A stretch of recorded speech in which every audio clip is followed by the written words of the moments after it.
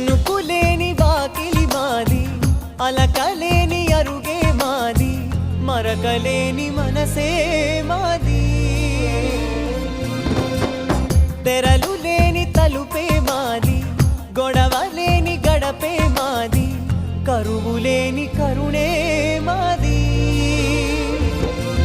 ఈ చోట కురిసేటి ప్రతి చినుకు జన్మ పావనమే, ఈ తోట విరిసేటి ప్రతి పువ్వు బ్రతుకు పరిమళమే.